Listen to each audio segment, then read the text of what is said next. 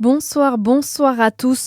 Une avancée judiciaire relance les espoirs des proches de Jérôme Laronze, cet agriculteur de Saône-et-Loire tué par un gendarme en 2017 alors qu'il tentait de fuir son interpellation. 9 ans après les faits, le procès se fait toujours attendre. Hier, la famille a appris qu'une reconstitution numérique en 3D a été demandée par le parquet de Mâcon. Une reconstitution qui ferait la synthèse de tous les éléments du dossier qui sont éparpillés selon eux.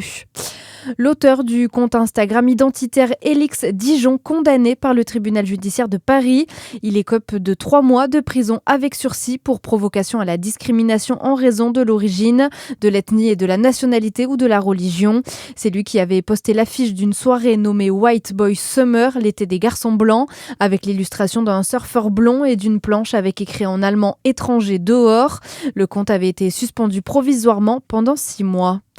Première sortie officielle pour Ludovic Fago. Un mois jour pour jour après son élection à la tête de la métropole, le nouveau maire de Besançon s'est rendu dans les locaux de Krila, une entreprise de haute technologie qui travaille avec Dassault ou Safran, un acteur économique majeur et stratégique dans le tissu industriel local. On l'écoute. Moi, je me dois en tant que président, mais tous les élus, on se doit d'être les VRP vraiment de notre territoire pour défendre vraiment ce qu'on y fait, les savoir-faire que l'on peut avoir et on peut y trouver, et surtout un gros travail à mener sur le développement des zones d'activité économique, favoriser aussi les mobilités. Donc tout ça, c'était important d'en faire vraiment un élément fort, et c'est pour ça que cette première sortie aujourd'hui officielle en tant que président de Grand Besançon Métropole se fait au niveau du monde économique ici chez Krila sur le secteur de Thémis. C'est un industriel avec une croissance qui se développe, ils s'inventent, ils innovent et ils sont vraiment moteurs sur le territoire grand bisontin, et ils font aussi la promotion de notre territoire, donc on se devait aussi de venir les voir, important d'être avec eux. Des propos recueillis au micro de Charlie Chevasson. Le centre Athéna salue une décision qui reconnaît pour la première fois un préjudice écologique.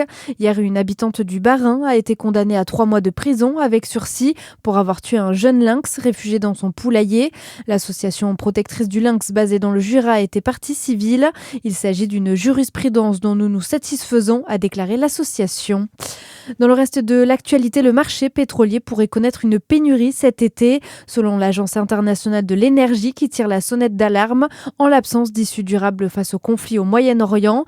Déclaration de son directeur aujourd'hui, alors que Sébastien Lecornu a dévoilé tout à l'heure de nouveaux paquets d'aides pour soutenir les secteurs les plus exposés à la hausse des prix du carburant.